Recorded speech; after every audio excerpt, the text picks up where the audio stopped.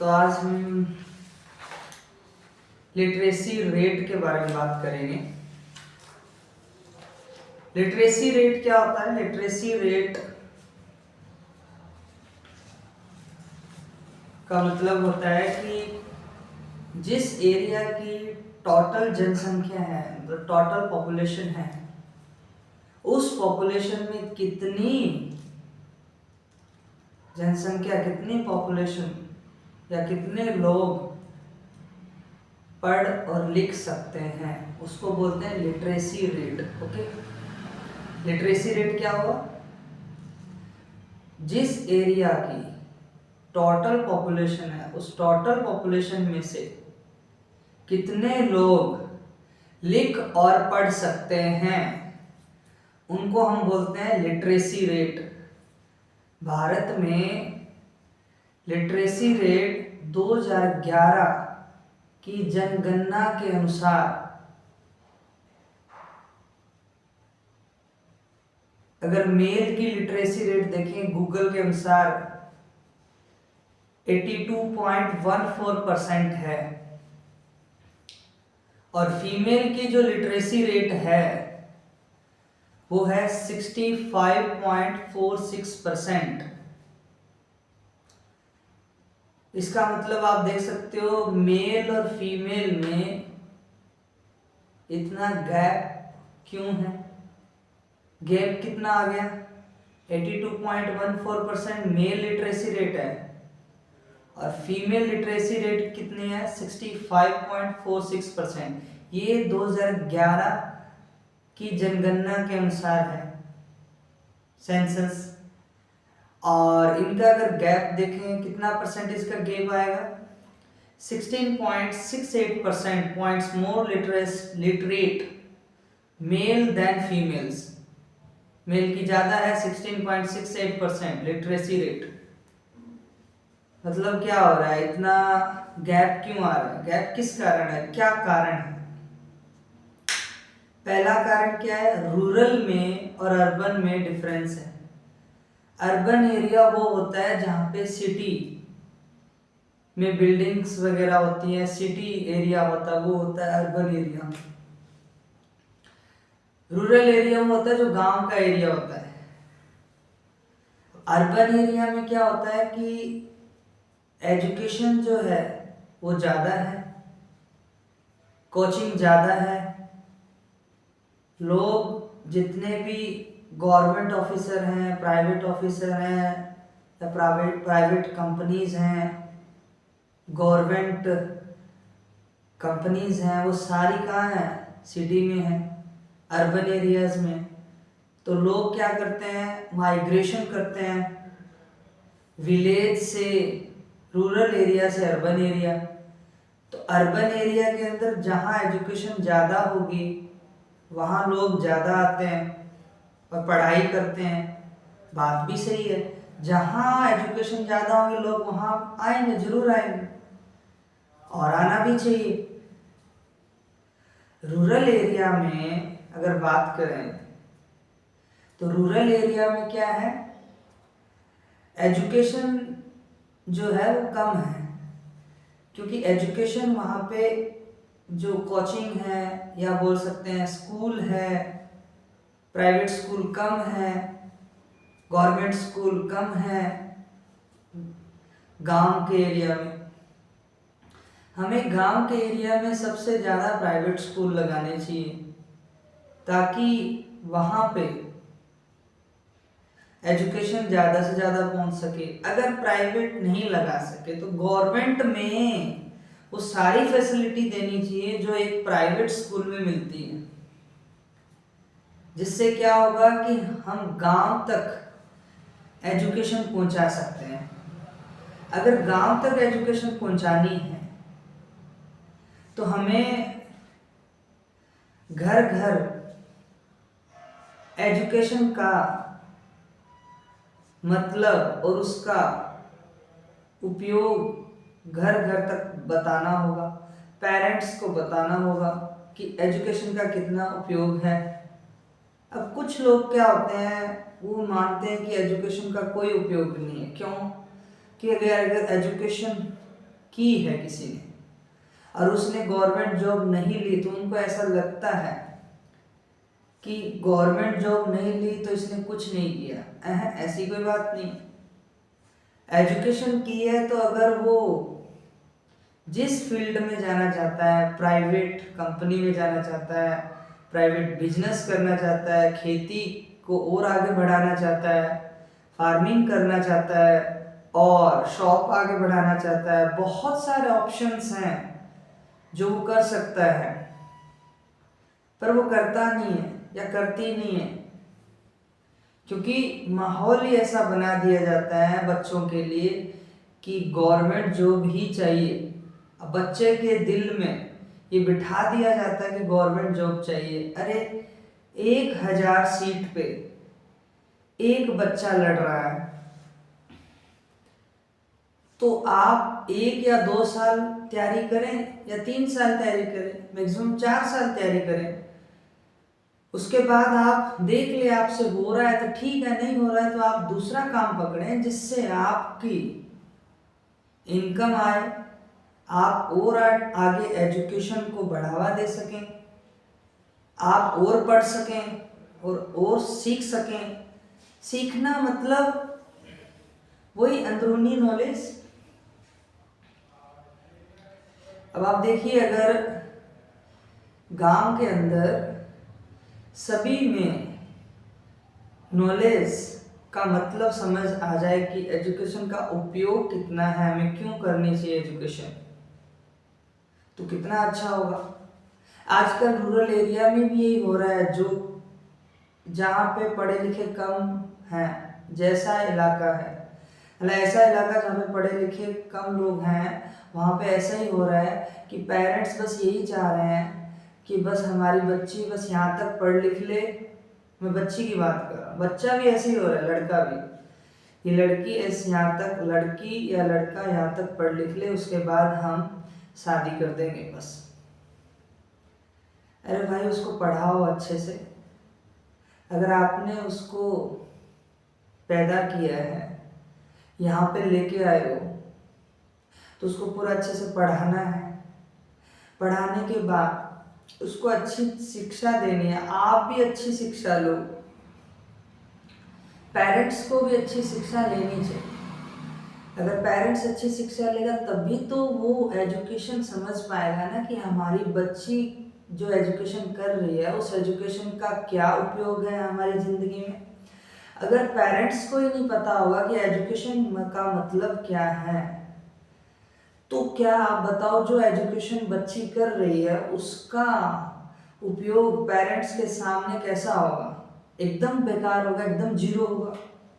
अगर वो देखो, पेरेंट्स ने बस सुन लिया है कि अगर गवर्नमेंट जॉब सबसे ऊपर है, तो गवर्नमेंट जॉब सबसे ऊपर है, ये पेरेंट्स ने सुन लिया है।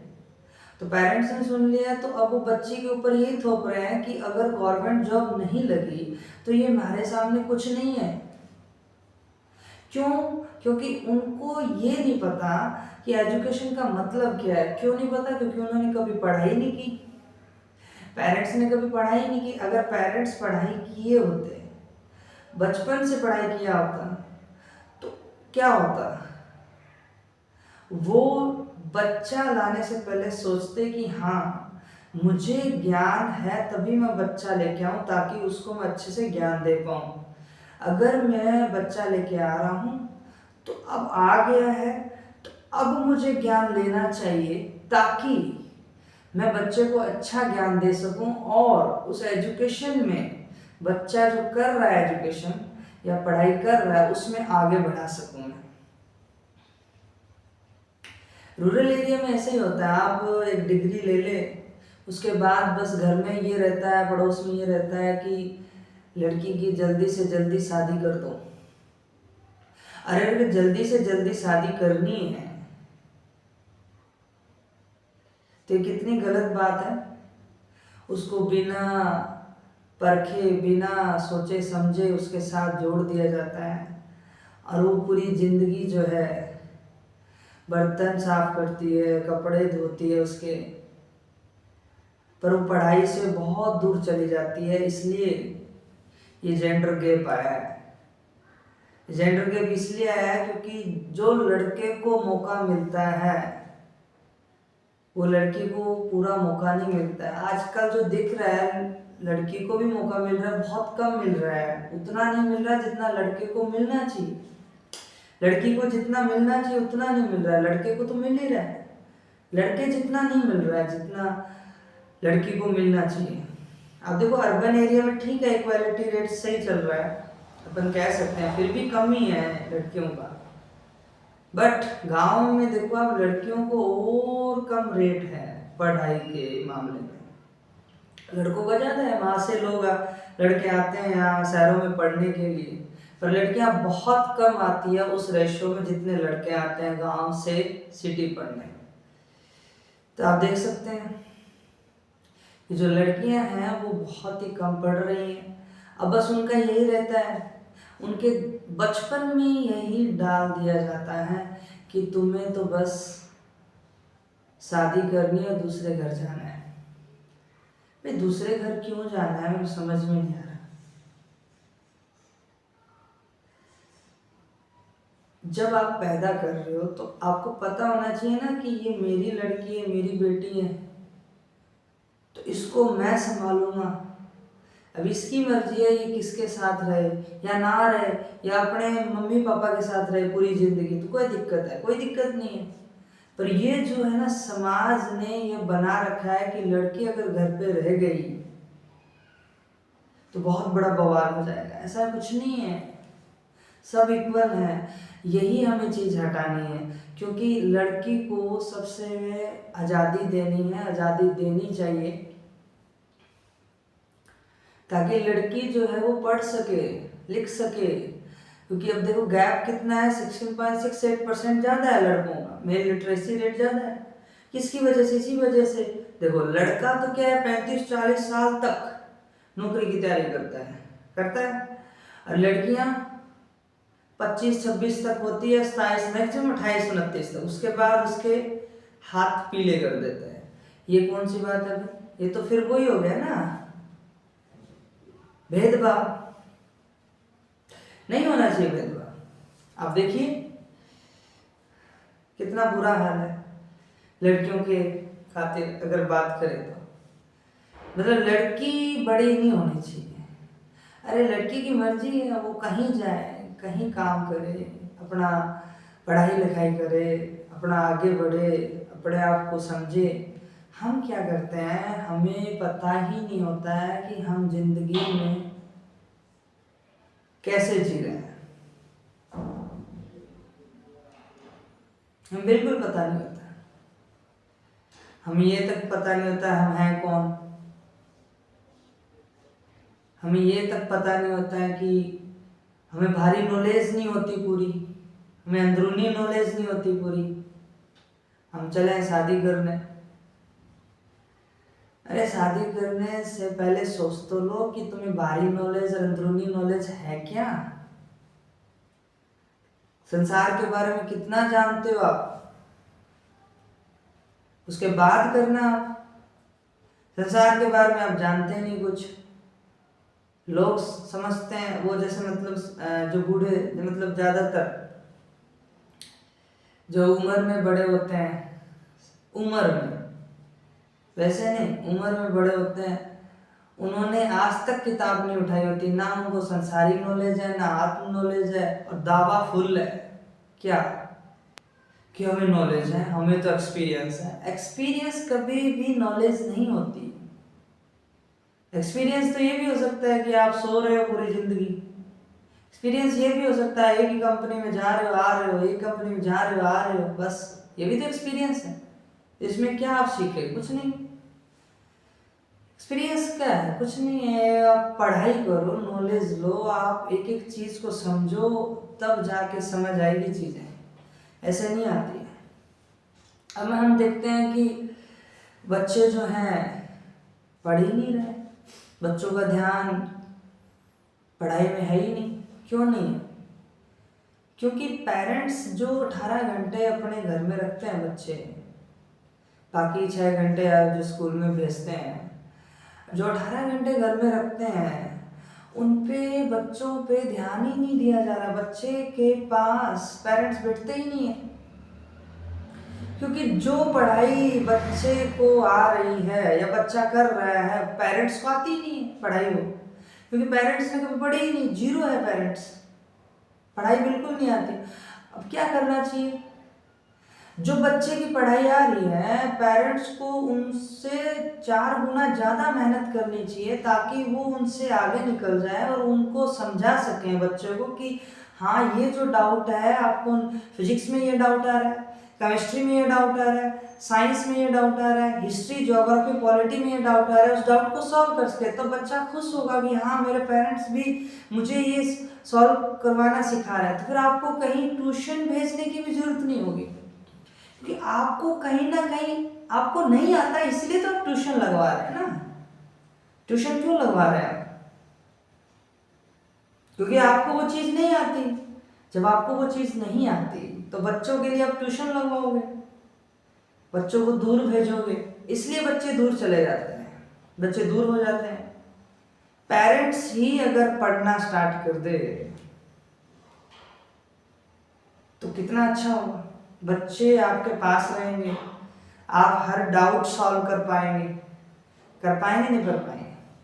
अब जैसे फिजिक्स का क्वेश्चंस है, इक्वेशन ऑफ मोशंस हैं, v बराबर u प्लस ए टी है, s बराबर U T plus half A T square है, v स्क्वायर बराबर यू स्क्वायर प्लस 2as है ना। केमिस्ट्री में आप देख लो ऑर्गेनिक केमिस्ट्री है, इनऑर्गेनिक केमिस्ट्री है।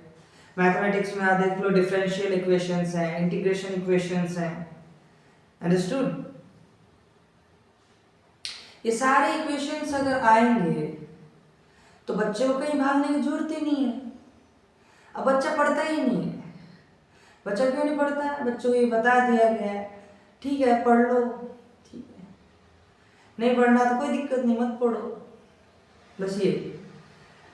उसको पढ़ाई का मतलब समझाओ, पढ़ाई को प्रेशर मत दो, प्रेशर दोगे तो बच्चा नहीं पढ़ेगा। पढ़ाई का मतलब समझाओ कि पढ़ाई होती क्यों है, पढ़ाई क्यों की जाती है, किस कारण पढ़ाई की जाती है, क्या कारण है पढ़ाई करने का, क्यों करना है पढ़ाई, ये सब बताओ, तब जाके बच्चा पढ़ेगा ना। अब हम बताते ही नहीं बच्चों को कि पढ़ाई क्यों करनी है, क्योंकि हमें नहीं पता पढ़ाई क्यों करनी है, हमने भी नहीं की कभी पढ़ाई, हम कैसे बताएंगे बच्चों को पढ़ाई क्यों करनी है। हमें पता होना चाहिए पहले कि पढ़ाई क्या इम्पोर्टेंट है हमारे लाइफ में, तभी तो पढ़ाई कर पाएंगे। अब देखो लिटरेसी रेट अगर मेल की देखिए तो कितनी है 82.14%, मैंने बताया। फीमेल की कितनी है 65.46%, ये भी मैंने बताया।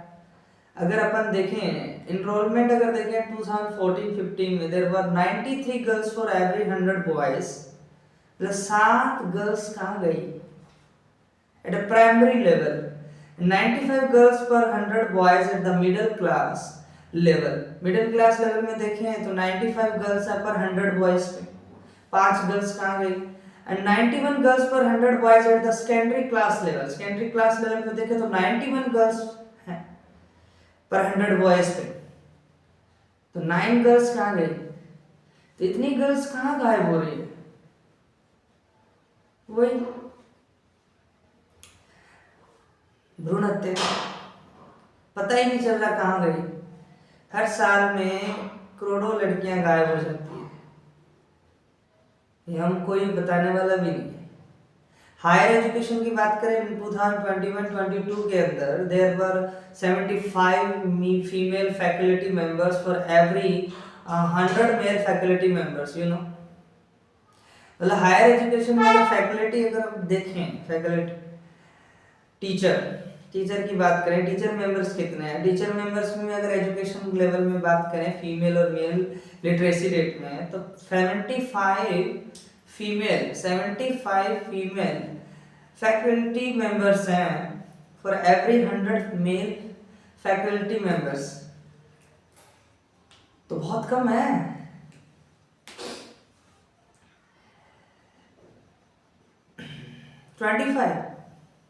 25 फीमेल फैकल्टी मेंबर्स है ही नहीं हायर एजुकेशन में। और number of female PhD students has also doubled since 2014-15, ये थोड़ा सा अच्छा हुआ है इस बार। और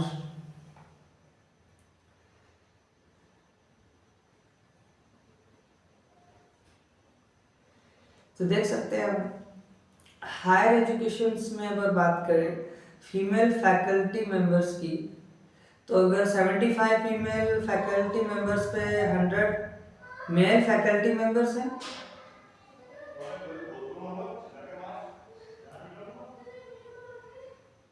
ठीक है। और लिटरेसी इन इंडिया अगर बात करें अपन, की ऑफ सोशल इकोनॉमिक प्रोग्रेस, अगर 2011 के जनगणना के अनुसार लिटरेसी जो ग्रोथ है 9.2%, which was slower than the growth seen during the previous decade. ये गूगल का पूरा विकिपीडिया का है ये डेटा, उसके हिसाब से मैं बता रहा हूँ। और अगर इंडिया में लिटरेसी रेट बात करें, इफेक्टिव लिटरेसी रेट अगर निकालने की कोशिश करें इंडिया में, तो number of literacy persons age 7 और above upon population age 7 and above into 100%, ऐसे अपन निकाल सकते हैं। एंड अगर crude literacy rate, number of literacy person upon total population into 100%, Kerala जो है अगर स्टेट की बात करें फ्रॉम परफॉर्मिंग स्टेट्स इन 2018 का, अगर अपन लिटरेसी रेट देखें सबसे ज्यादा कौन सा स्टेट आगे है, केरला जो है वो सबसे आगे है एजुकेशन में पूरे इंडिया में। वहां पे और लड़कियां भी 1001, मतलब समझ लो कि लड़कों से भी आगे लड़कियों का संख्या है। और केरला के अंदर सबसे ज्यादा एजुकेशन है पूरे भारत में। ये एक स्टेट है सबसे ज्यादा, 93.91% लिटरेसी रेट अगर देखें परसेंटेज में केरला के अंदर। फिर दिल्ली आता है, दिल्ली में 88.7% है। उत्तराखंड में फिर आता है तीसरे नंबर पर 87.6%। हिमाचल प्रदेश आता है 86.6% चौथे नंबर पे। पांचवें नंबर पे असम आता है 85.9%। और छठे नंबर पे महाराष्ट्र आता है 84.8% लिटरेसी रेट है परसेंटेज में। और सातवें नंबर पे पंजाब आता है 83.7%। और आठवें में तमिलनाडु आता है 92.9%। और नाइन्थ में गुजरात आता है 82.4%। और 10th में वेस्ट बंगाल आता है 80.2%। आप देख सकते हैं ये सारा जो डेटा है, सबसे ज्यादा केरला। तो आप देख सकते हैं कैसे। अगर अपन नेबरिंग कंट्री की बात करें लिटरेसी रेट की, तो सबसे आगे कौन है literacy rate, adult literacy rate की बात करें, adult literacy rate, adult literacy rate की बात करें चाइना में, चाइना जो कंट्री है उसमें 96.4% है। और यूथ लिटरेसी रेट बात करें एज 15 से 24 के बीच में, अडल्ट मतलब 24 से अबव, 30 से अबव। और अपन यूथ लिटरेसी रेट की बात करें एज 15 से 24, तो सबसे ज्यादा चाइना ही है पूरी कंट्री में, नेबरिंग कंट्री में। नेबरिंग कंट्री में, अपने इंडिया की नेबरिंग कंट्री में सबसे आगे लिटरेसी रेट में चाइना है, यूथ लिटरेसी रेट में 99.7%। श्रीलंका में बात करें 92.6% अडल्ट लिटरेसी रेट। और यूथ लिटरेसी रेट श्रीलंका में है 98.8%। और म्यांमार में है अडल्ट लिटरेसी रेट 93.7%। और म्यांमार में यूथ लिटरेसी रेट है 96.3%। और वर्ल्ड एवरेज अगर अडल्ट लिटरेसी रेट देखें वो 86.3%। और अगर वर्ल्ड एवरेज की यूथ लिटरेसी रेट देखें तो वो 91.2%। इंडिया की अडल्ट लिटरेसी रेट देखें 74.5%, आप देख सकते हैं। और यूथ लिटरेसी रेट देखें वो हमारी 15 से 24 के बीच में बढ़ी है 92%। वेरी वेरी इंपॉर्टेंट, बहुत अच्छी बात है, बहुत बढ़िया हुआ इंडिया के लिए। नेपाल की अडल्ट लिटरेसी रेट कम है 64.7%। और यूथ लिटरेसी रेट जो है 86.9% नेपाल की। बांग्लादेश की एडल्ट लिटरेसी रेट 61.5% और यूथ लिटरेसी रेट आप देख सकते हैं बांग्लादेश की 83.2%। पाकिस्तान की एडल्ट लिटरेसी रेट 58% है और यूथ लिटरेसी रेट 80.3% है। तो आप देख लीजिए कंट्री, नेबरिंग कंट्री का मैंने लिटरेसी रेट बताया, ये बहुत इंपॉर्टेंट है, इसमें आप देख सकते हैं। ठीक है, अगर अपन देखें लिटरेसी रेट का जो ग्राफ है, अब देखो ये है हालत। ये हालत क्यों है?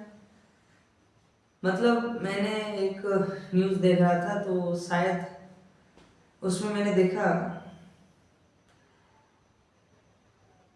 कि मतलब किसी की शादी टूट जाती है तो बाप रोता है कि लड़की की शादी टूट गई। मेरे हिसाब से उसको खुश होना चाहिए। क्यों? क्योंकि लड़की जो है वो ज़्यादा बहादुर है और लड़की जो है उसको कमज़ोर न बनाए। टूट गई तो वो लड़की जो है पढ़ाई करे, लिखाई करे, ताकि वो अपने घर लड़के को लेके आए। ये होना चाहिए जज्बा। या फिर अकेले रहो या फिर अपनी मर्जी के साथ शादी करो। ऐसे क्या है कि मतलब टूट गई तो रो ले, ये तो गलत है ना। मतलब आपको पढ़ाई करनी चाहिए, आपको आगे बढ़ना चाहिए, लड़कियों को आगे बढ़ना चाहिए, पढ़ाई करनी चाहिए, जिससे वो इतनी कैपेसिटी, इतना पैसा कमाओ, इतनी अच्छी जॉब करो, पढ़ाई करो, ताकि लड़के को घर लेके आओ। तुम मत जाओ दूसरे घर, लड़के को घर लेके आओ। क्योंकि लड़का कमाता है ना, तो उसके पास पैसा है, इसलिए तुम्हें ले जाता है। तुम कमाओ, तुम पैसा इकट्ठा करो, तुम पढ़ाई करो, तुम हायर एजुकेशन लो, तुम लो करो, तुम गवर्नमेंट एग्जाम निकालो, प्राइवेट एग्जाम निकालो, तुम बहुत हायर एजुकेशन लो, तुम लाओ घर पे उसको। इतनी हिम्मत करो, तब लड़कियां लड़के का लिटरेसी रेट है एजुकेशन में बराबर होगा। वरना क्या होता है, लड़कियों को तो जल्दी उम्र में ज़्यादा तैयारी तो करने ही नहीं देते, 1-2 साल करने देते हैं, उसके बाद बस दूसरे घर भेज देते हैं कि तुम जाओ। वो ऐसा सोचते हैं कि लड़की की उम्र होगी तो इससे कौन शादी करेगा। अरे कोई बात नहीं, मत करने दे, अकेले से, कृष्ण है ना, राम है, पढ़ाई करो। ठीक है, पढ़ाई करो। पढ़ाई का नाम नहीं है, मतलब लड़कियां पढ़ाई करती ही नहीं है, बहुत कम करती है। पढ़ाई करनी चाहिए ना, तभी तो आगे बढ़ोगे। पर पहले के कंपेयर में अब लड़कियां बहुत आगे निकल रही है, बहुत अच्छी बात है। और करना चाहिए, पढ़ाई करना चाहिए, उनको आगे बढ़ना चाहिए। ये चीजें आपको देखनी चाहिए। स्कूल में देखा जाता है कि कई बार बच्चे पढ़ते ही नहीं, उनको 100 बार बोलते रहो पढ़ेंगे ही नहीं, याद ही नहीं करके आएंगे। क्यों नहीं याद करके आएंगे? माहौल ही नहीं है पढ़ाई का घर पे। घर पे लाइब्रेरी नहीं है, किताबें नहीं है। सभी पेरेंट्स आके घर पे पढ़ाई करनी चाहिए, पेरेंट्स को बैठना चाहिए बच्चों के साथ कि हम भी पढ़ाई करेंगे, हम भी सीखेंगे आपसे, आप भी पढ़ाई करो, आप भी सीखो। कितना अच्छा माहौल बनेगा, कितनी अच्छी फैमिली बनेगी, कोई झगड़ा नहीं, कुछ नहीं, सब पढ़ाई कर रहे हैं, सब बिजी हैं, कितना माहौल अच्छा होगा। यही होना चाहिए, सबको पढ़ाई करनी चाहिए एक साथ, ताकि बच्चा भी पढ़ाई करे, बच्चे को माहौल बने, माहौल मिले पढ़ाई का। माहौल मिलेगा तभी वो पढ़ाई अच्छे से कर पाएगा। माहौल ही नहीं मिलता है पढ़ाई का, पढ़ाई का जब माहौल ही नहीं मिलता है तो वो कैसे पढ़ाई कर पाएगा? क्या पढ़ाई को कर पाएगा? नहीं कर पाएगा। वो फिर याद ही नहीं करेगा घर जाके जो आपको याद करने दिया है। अगर घर में माहौल ही नहीं है पढ़ाई का, वो कैसे याद करेगा? वो बिल्कुल याद नहीं करेगा। वो दूसरे दिन ऐसी कॉपी उठा के लेके आ जाएगा, ना काम करेगा पूरा। फिर उसको डांटते हैं, मारते हैं। कैसे मारे बच्चों को? डांटना भी कैसे है? बेकार है डांटना। बच्चे की गलती ना है, बच्चे की कोई गलती नहीं है। बच्चे को माहौल ही नहीं मिल रहा है पढ़ाई का। बच्चे को एक जगह माहौल मिलता है स्कूल में, वो भी 6 घंटे। उस 6 घंटे में वो कितना कर लेगा? हर एक सब्जेक्ट में तो अगर मान लो 45 मिनट मिलते हैं, अब 45 मिनट में वो पढ़ाई करेगा, लिखेगा, या वो प्रैक्टिस करेगा? क्या करेगा? घर जाके ही प्रैक्टिस करनी पड़ेगी ना। अगर वो प्रैक्टिस नहीं कर पा रहा है तो मतलब समझ रहे आप क्यों नहीं कर पा रहा है? क्योंकि उसको माहौल नहीं मिल रहा है पढ़ाई का घर पे, इसलिए वो नहीं कर पा रहा है। अगर उसको माहौल मिले पढ़ाई का घर पे तो वो अच्छे से पढ़ाई करे। माहौल ही नहीं, कैसा माहौल नहीं है? अब देखो, पेरेंट्स के पास पैसा नहीं है, वो बच्चा लेके आ गए हैं, रूम है एक, 4 जने हैं वहां। 4 जने हैं तो वहीं सब बैठे हुए हैं। रिश्तेदार आ जाते हैं, वो भी वहां बैठ जाते हैं। वो किताब लेके कैसे पढ़ेगा? रिश्तेदार कुछ अलग बात कर रहे हैं, वो बात कर रहे हैं कि शादी कब करेंगे, मतलब एग्जाम्पल दिए, फंक्शन पार्टी कब करेंगे, ये कब करेंगे, फलाना, यहाँ कैसे जाना है, वहां कैसे जाना है। अब इसको पढ़नी है फिजिक्स, इसको v बराबर u प्लस ए टी पढ़ना है, s बराबर u T plus half A T square पढ़ना। वो एक ही रूम में कैसे पढ़ लेगा? वो s बराबर u T plus half A T square पढ़ेगा, या वो उसकी वो 6-7 लगे हुए एक साथ? उसकी बात क्या, उसको वो टॉर्चर कर रही है, वो पता है क्या करूं मैं, कैसे पढ़ाई करूं? वो फिर पढ़ाई नहीं करता, वापस घर आ जाता है। ये माहौल है, इस कारण बच्चे पढ़ाई नहीं करते हैं। वरना पढ़ाई करे बच्चे, बच्चों को क्यों मजा नहीं आता? बच्चा में मजा आता है पढ़ाई करने में, स्कूल में मजा आता है बच्चों को पढ़ाई करने में, घर में मजा ही नहीं आता। क्यों? क्योंकि वो सारा चीज ऐसे कर रखा है। ये क्या कारण है? आपको पहले सोचना चाहिए था।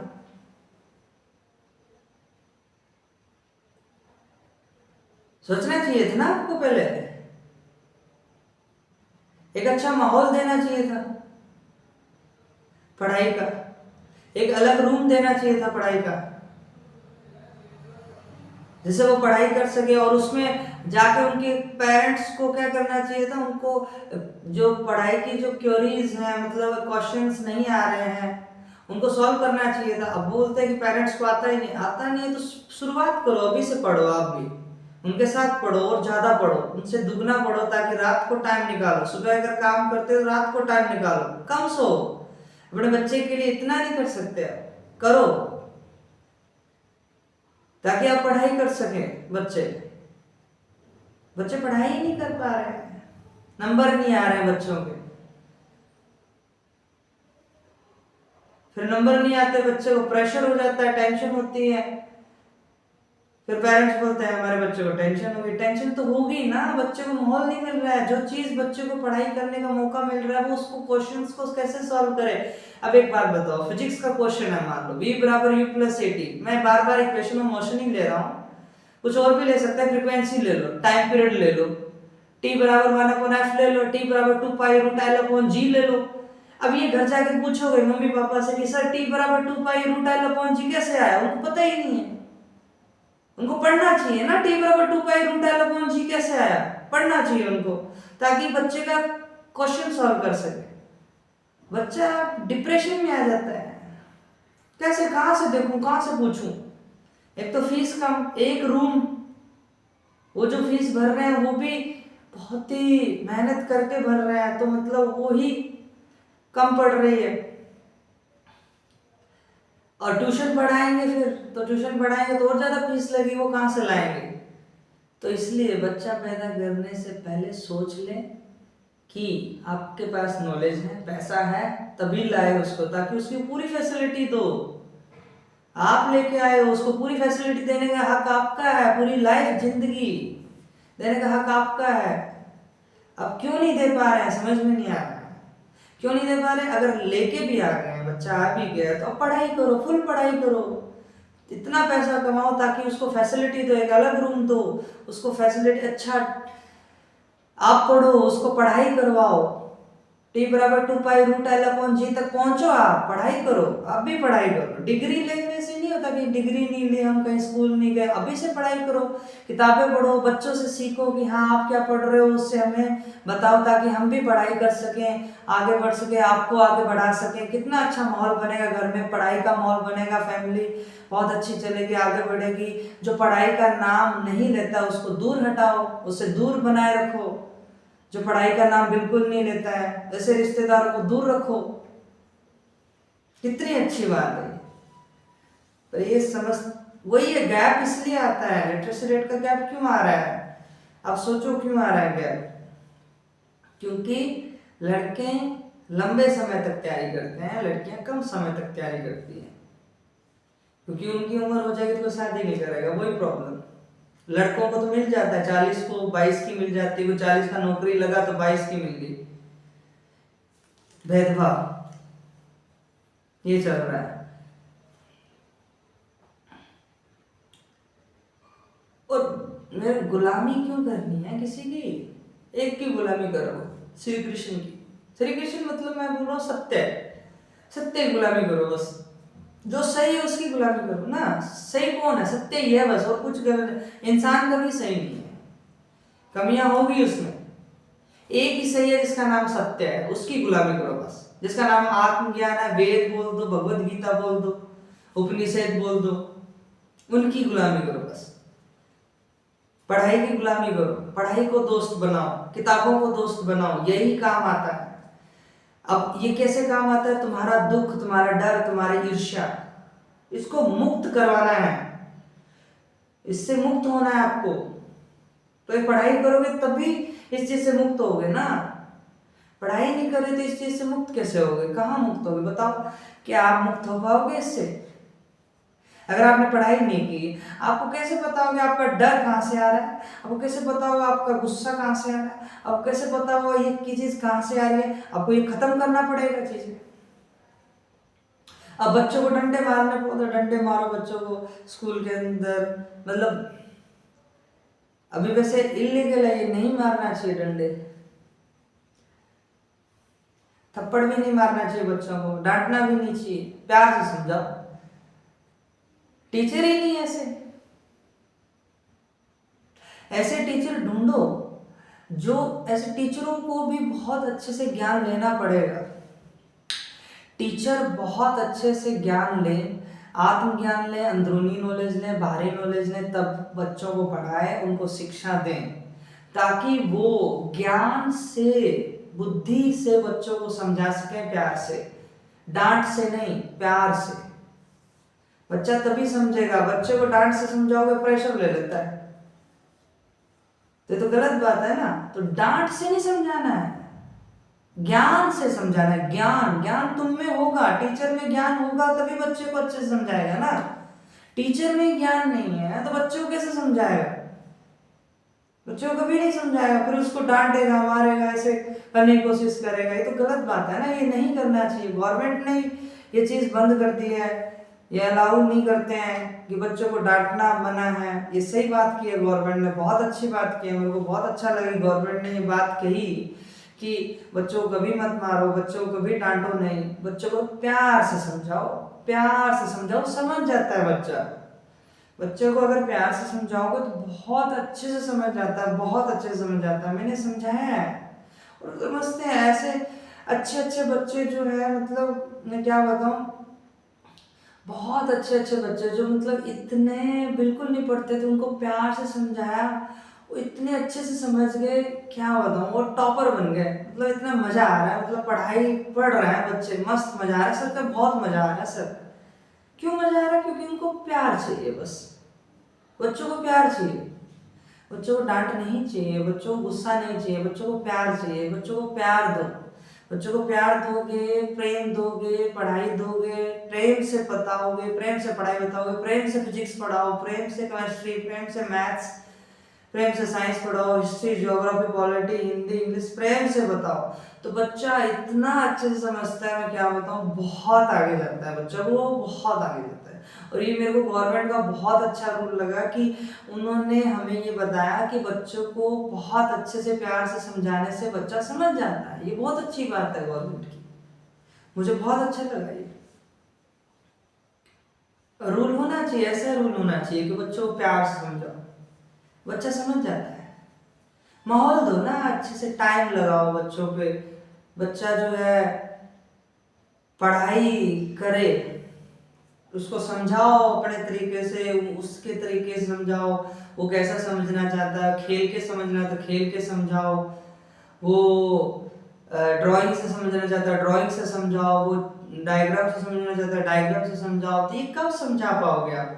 जब आपको नॉलेज होगी तभी आप समझा पाओगे ना बच्चे को। अगर आपको नॉलेज नहीं होगी, आप गुस्सा करते होंगे, सोचो, आपको आत्मज्ञान नहीं होगा तो आप गुस्सा करोगे, गुस्सा करोगे तो इसका प्रेशर, इसका प्रभाव किस पे पड़ेगा? बच्चे पे, बच्चे पे पड़ेगा तो बच्चा टेंशन लेगा ना। तो गलत बात है। हमें पहले पेरेंट्स को आत्मज्ञान और बाहरी नॉलेज और अंदरूनी नॉलेज दोनों होनी चाहिए, जिससे बच्चे को अच्छे से प्यार से समझा सके, ताकि बच्चा जो है, बच्चे के ऊपर कोई भी गलत इफेक्ट ना पड़े। ये बहुत बड़ी चीज़ है। इसी कारण होगा, बच्चा सुधरा तो जवानी सुधरी, यूथ सुधरा तो अडल्ट सुधरा तो लिटरेसी रेट सुधरी। तो गैप कभी नहीं आएगा। कैसे आएगा गैप? लड़का लड़की को इक्वल मानो, उनको इक्वल एजुकेशन दो, इक्वल पढ़ाओ, अच्छे से पढ़ाओ, तो गैप कभी नहीं आएगा, तो बिल्कुल नहीं आएगा गैप। बचपन से ही अपने को अच्छे से ज्ञान देना पड़ेगा और सभी को ज्ञान लेना पड़ेगा। तो कैसे? मेहनत लगती है, बहुत मेहनत करनी पड़ेगी, बहुत ज्ञान लेना पड़ेगा, तब जाके हम एक बच्चे को पाल सकते हैं। बच्चे को पालना बहुत कठिन है, उसको एक शिक्षा देना बहुत कठिन है। अगर आपको नॉलेज नहीं है तो बहुत बहुत ज़्यादा कठिन है। नॉलेज होना बहुत जरूरी है, उसके बावजूद भी बच्चा बहुत धीरे धीरे समझता है। उसको समझाना, उस पर टाइम देना, घर पे टाइम दो बच्चों को, 6-6 घंटे 4-4 घंटे रात को टाइम दो। कम सो लो, कोई दिक्कत नहीं है, पेरेंट्स को कम सो लेना चाहिए, कोई दिक्कत नहीं है, पर बच्चों पे ज़्यादा ध्यान दो, ताकि बच्चे जो है अच्छा पढ़ेंगे तो हमारी यूथ अच्छी होगी, एडल्ट अच्छा होगा तो हमारा भारत अच्छा होगा, डेवलपमेंट करेगा, हम इकोनॉमिक्स में आगे बढ़ेंगे, और लिटरेसी रेट गैप जो है कम होगा। कितनी अच्छी बात है। तो ये सारी चीज़ें हैं।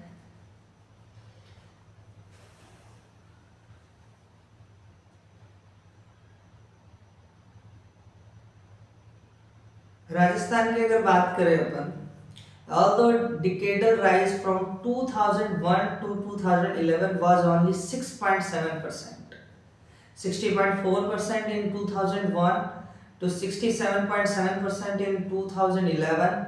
Rajasthan had the biggest percent decadal 1991. 2001 increased the literacy of all Indian states from about 38% to about 61%, a leapfrog that has been termed spectacular by some observers. Aggressive state government action in the form of the district primary education program, the Shiksha Karmi initiative, and the Lok Jumbis program are credited with the rapid improvement. Virtually every village in Rajasthan now has primary school coverage. When statehood was granted to Rajasthan in 1956, it was the least literate state in India with a literacy rate of 18%. 1956 में India का सबसे कम literacy rate था इसमें, लगभग। अब बढ़ा है, 38% तक गया, फिर 61% तक, ये हम देख रहे हैं 60.4%।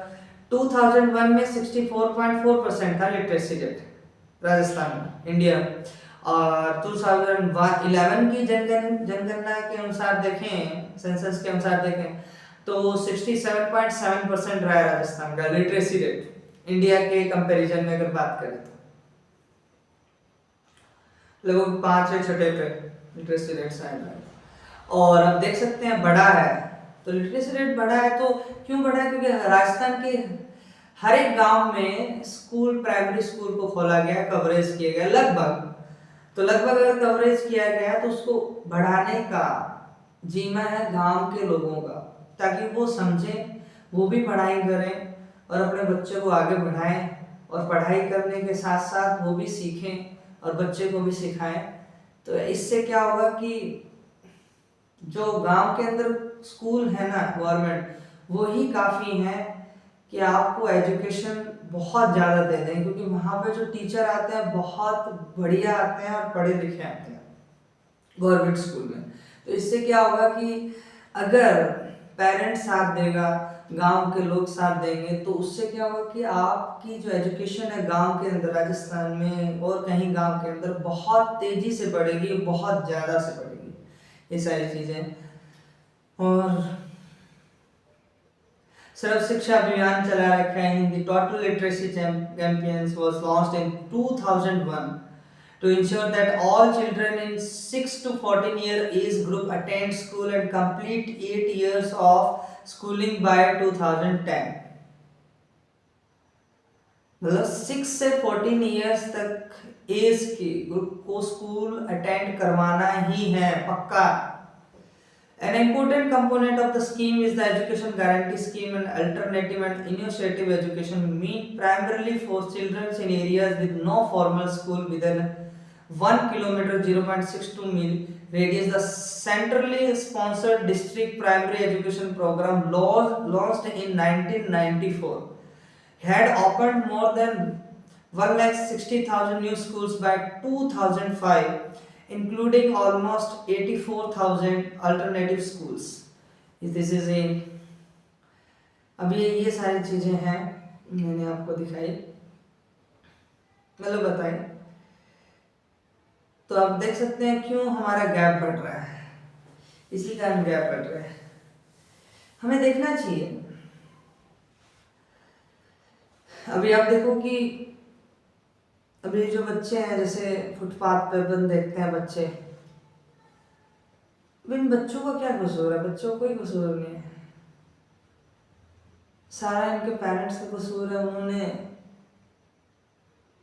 काम वासना उनकी इतनी प्रबल थी कि बच्चे आ गए, क्योंकि उन्होंने पढ़ाई नहीं की। पढ़ाई की होती तो बच्चे क्यों पैदा करते? क्योंकि बच्चे लाने से पहले आपके पास नॉलेज प्लस पैसा दोनों होने चाहिए, तब आप बच्चों को अच्छी फैसिलिटी दे पाओगे। आपके पास नॉलेज नहीं है, सबसे इम्पोर्टेंट नॉलेज होनी चाहिए।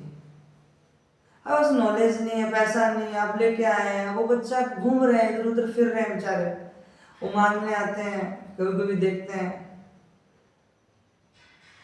अब उनको सिखा भी ये दिया गया कि तुम जबरदस्ती मांगो ही,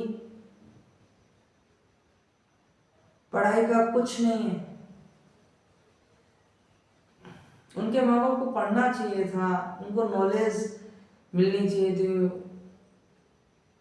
उनको देखना चाहिए था। पढ़ाई अगर नहीं है पढ़ाई तो उनको नहीं करना चाहिए था, ये बच्चे नहीं करने चाहिए थे। तो वो घूम रहे हैं बेचारे, उनका क्या कसूर है? कोई कसूर नहीं है उनका, कसूर उनका है जो उन्होंने उनको पैदा किया है। तो कितने बच्चे हैं जो यहाँ पे पढ़ाई नहीं कर पा रहे हैं? बहुत सारे बच्चे हैं, एजुकेशन से कम हो रहा है। और जिनको एजुकेशन मिल रही है वो वैसे पढ़ाई नहीं कर पा रहे, वो माहौल नहीं है घर पे पढ़ाई करने का। कुछ ना कुछ बातें होती ही रहती है घर पे, देखना पड़ेगा ना बच्चे का। हम तो क्या कर देते हैं, स्कूल में भेज दिया तो सोचते हैं कि बच्चा पढ़े, जबरदस्ती बोलो कि बच्चा पढ़। बच्चे को माहौल भी तो मिलना चाहिए पढ़ाई का, तब पढ़ेगा ना बच्चा। घर में माहौल ही नहीं है, घर में लड़ाई चल रही है, पढ़ाई कैसे करेगा वो क्या करेगा? मम्मी पापा लड़ रहे हैं, हम पढ़ाई कैसे करूं? क्या चल क्या रहा है? पहले तो मम्मी पापा को पढ़ाई करनी चाहिए ताकि वो लड़े ना। बच्चे के सामने लड़ रहे हो, बच्चे पे क्या इफेक्ट पड़ेगा? वो सारा देखता है, बच्चा कच्चा है, उसको जो दिखेगा वो सारा कैप्चर कर लेगा।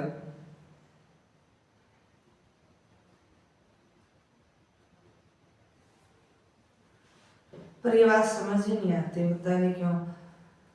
बच्चे को पढ़ाना जरूरी है, नो डाउट, पर भाई तुम्हें भी आना चाहिए। पेरेंट्स लोगों, तुम्हें भी आना चाहिए। अगर तुम्हें नहीं आएगी पढ़ाई,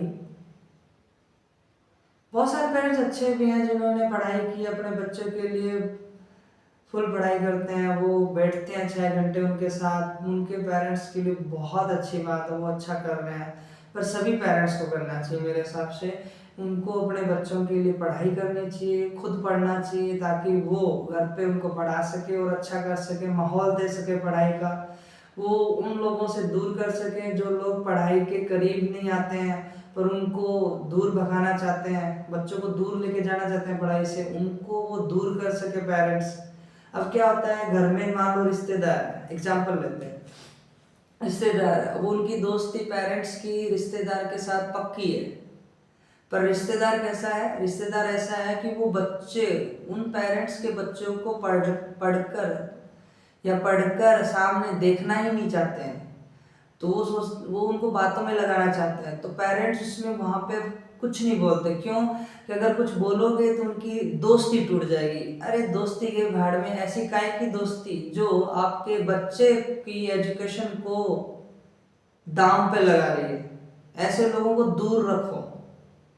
वो लोग पास में लेकर उनसे दोस्ती करो जो आपके बच्चे की एजुकेशन को बढ़ाए, बोले कि ये पढ़ रहा है और मैं इसको सिखाऊंगा और मैं बताऊंगा कि हाँ और कैसे पढ़ना है, और मैं इसको अच्छे अच्छे एजुकेशन ऐप बताऊंगा जिससे ये पढ़ सके, आगे बढ़ सके। ऐसे को रिश्तेदारों को दोस्ती बनाओ, ऐसे को घर लेके आओ, ताकि वो भी अपने बच्चों को अच्छी शिक्षा दे पाए, ताकि वो बोले कि हाँ ये पढ़ाई कर रहा है, इसमें ये कर सकता है, ये आगे बढ़ सकता है, ये आगे पढ़ाई कर सकता है, ये कर सकता है। ये सारी चीजें उसमें होनी चाहिए, तब वो कर सकता है ना,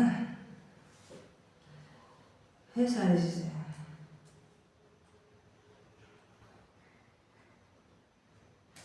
इसलिए गैप है, गैप को हटाने के लिए एक ही काम है, पेरेंट्स को, बच्चे को, सबको पढ़ना पड़ेगा ताकि गैप कम हो जाए, माहौल बनाना पड़ेगा। और पढ़ाई जो है उन्हीं से दोस्ती करो जो सच में पढ़ाई की तरफ जा रहे हैं, बाकियों से ऐसी दोस्ती मत करो जो पढ़ाई की तरफ नहीं जा रहे हैं, क्योंकि अगर करोगे तो फिर पढ़ाई से आप दूर हो जाओगे। ठीक है।